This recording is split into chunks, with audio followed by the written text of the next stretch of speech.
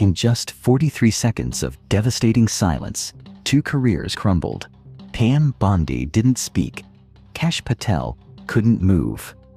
Senator Sheldon Whitehouse held up a single classified document. Cameras zoomed on their pale faces. What did this Rhode Island senator reveal that made Trump's most trusted allies freeze like statues in a Senate hearing room? March 18, 2025, 2:47 p.m. The Hart Senate Office Building's room, 2116, buzzed with an electric tension that veteran reporters hadn't felt since Watergate. Senator Sheldon Whitehouse walked in, carrying a manila folder marked "Classified, Eyes Only," in bold red letters. His silver hair caught the harsh television lights as he adjusted his wire-rimmed glasses.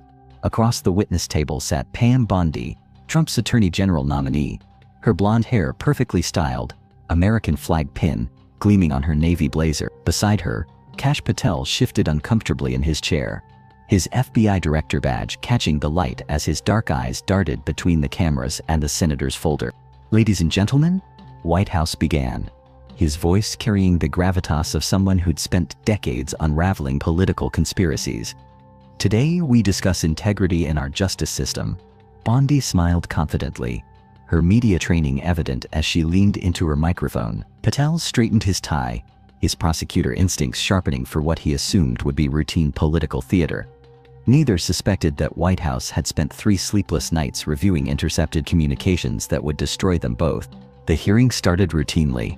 Questions about qualifications, judicial philosophy, commitment to constitutional principles. Bondi delivered polished answers about her record as Florida's Attorney General. Patel spoke confidently about his vision for the FBI. Their legal teams, seated behind them in matching dark suits, exchanged satisfied glances. Everything proceeded exactly as their confirmation strategy had planned. The Republican senators lobbed softball questions. Democratic senators pressed on policy differences, but nothing explosive. The cameras captured what looked like a standard Washington confirmation dance. At exactly 3:23 p.m., Senator Whitehouse opened his classified folder. "Ms. Bondi, Mr. Patel," he said quietly, his tone shifting from senatorial courtesy to prosecutorial precision. "Are you familiar with something called Scheme 35? The question hung in the air like smoke from a fired gun. Bondi's confident smile flickered for just a microsecond. Patel's jaw tightened almost imperceptibly. Their legal teams leaned forward, suddenly alert. The press gallery fell silent, sensing blood in the water.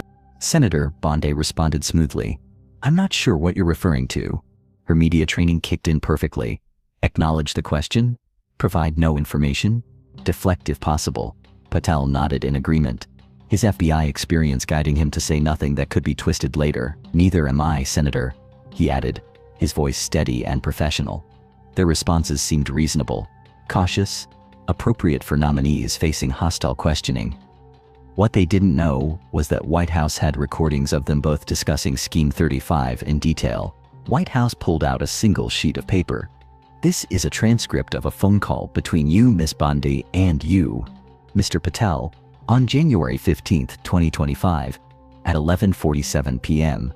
He adjusted his glasses and began reading in his measured Rhode Island accent. "Bondi, you said, and I quote, 'Scheme 35 gives us everything we need to clean house at DOJ.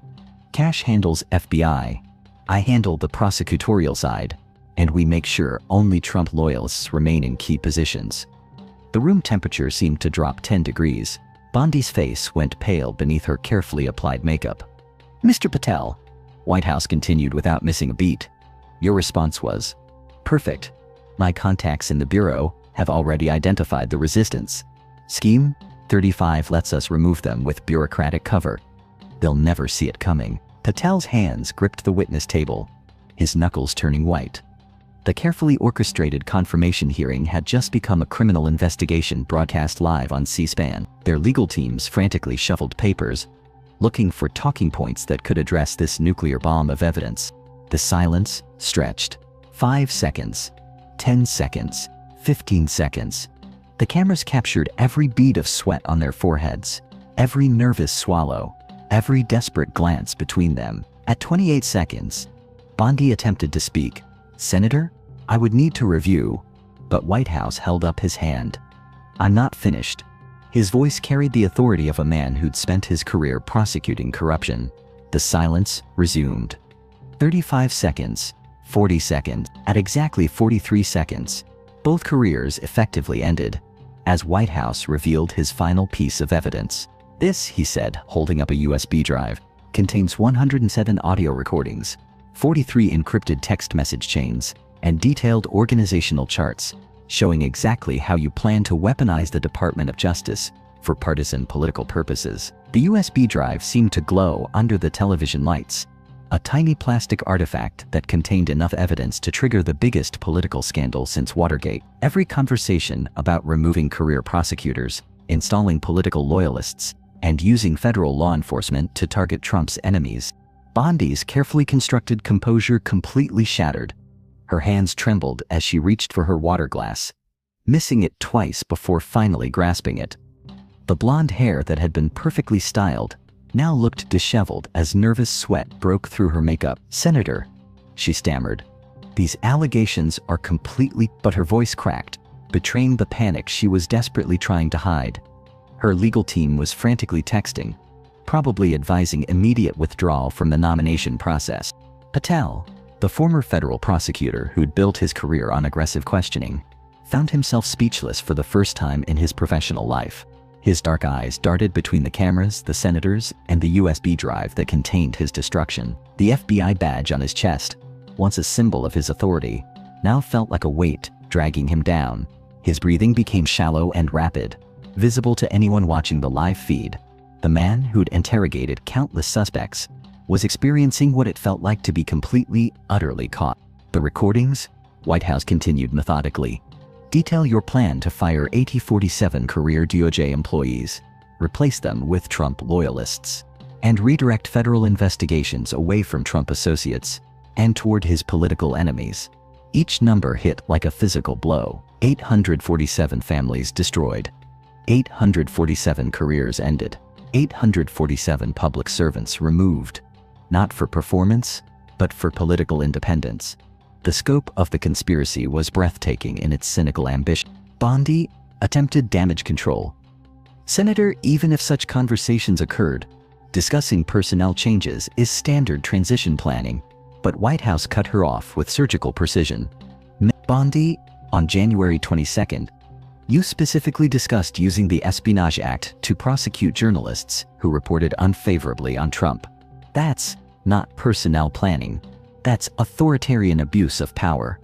The accusation hung in the air like a toxic cloud. Using espionage laws against American journalists crossed every red line in democratic governance.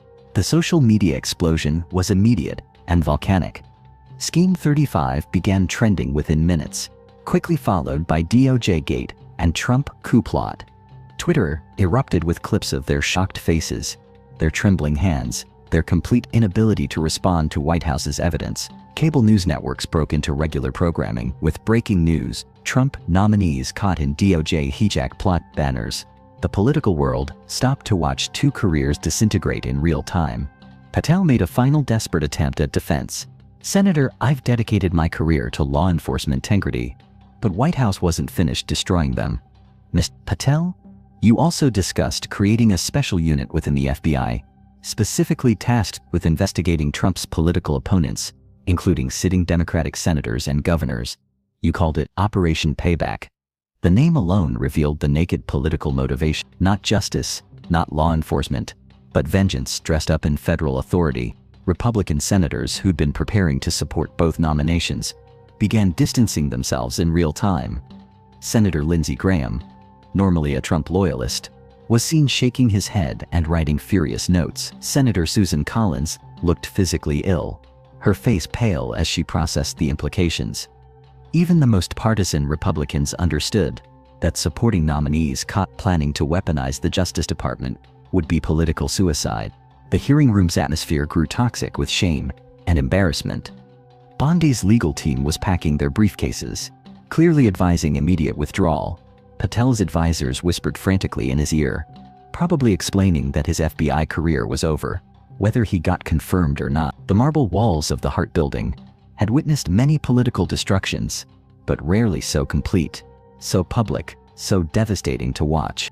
Whitehouse delivered the final blow with the precision of a master prosecutor. Both of you took an oath to defend the Constitution against all enemies, foreign and domestic. These recordings prove you became domestic enemies of the constitutional order you swore to protect. The words echoed in the chamber with the finality of a judge's gavel. 2 careers, 2 reputations, 2 decades of public service, all destroyed by their own words preserved on digital recordings. The immediate aftermath was swift and merciless.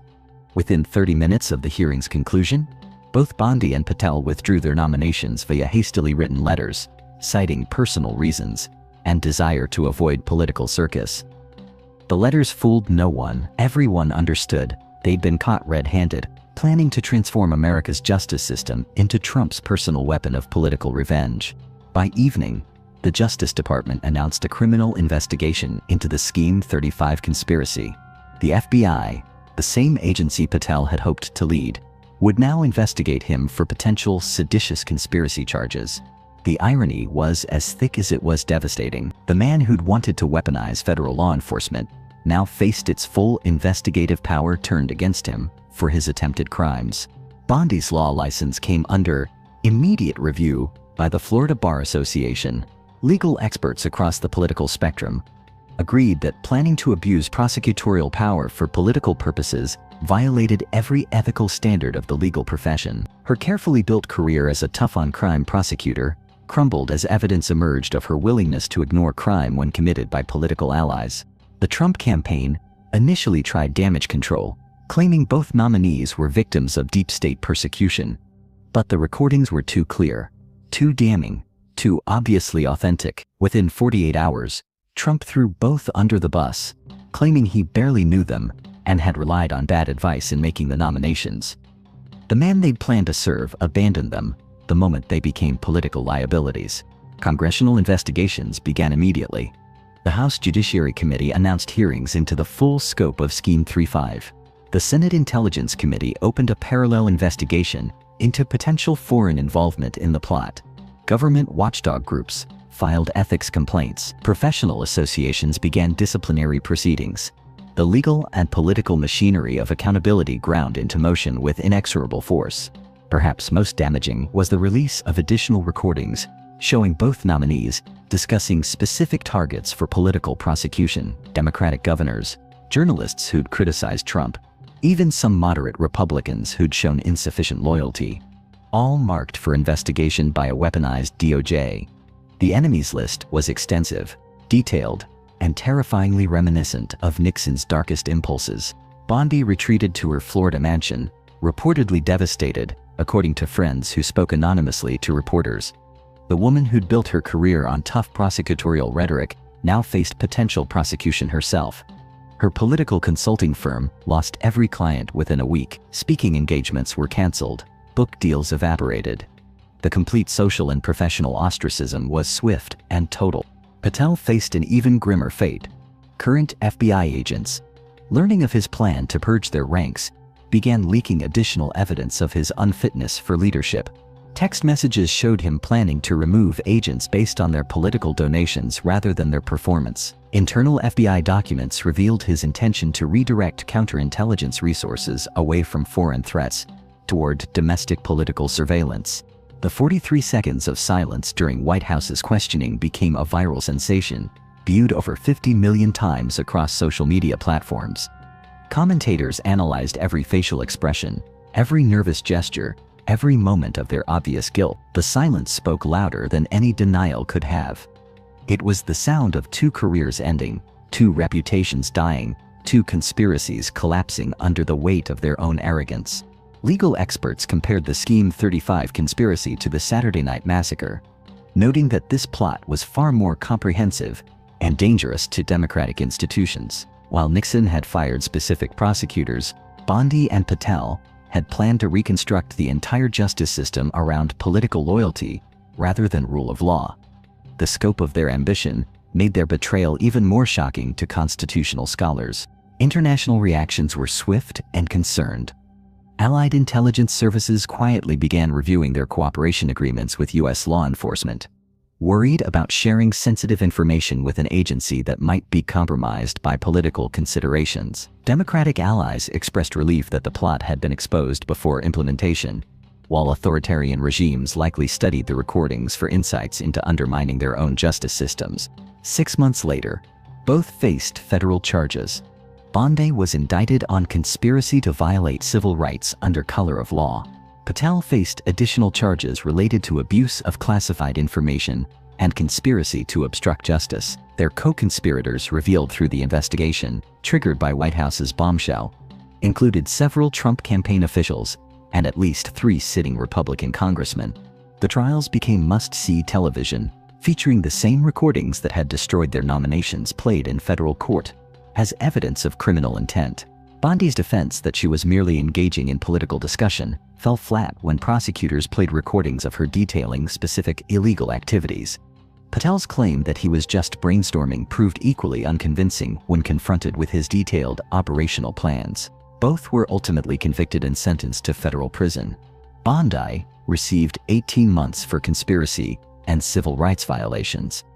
Patel got 36 months for his more extensive role in planning the operation and his abuse of classified information. The sentences sent a clear message that attempting to weaponize the justice system carried serious consequences, regardless of political affiliation or previous service.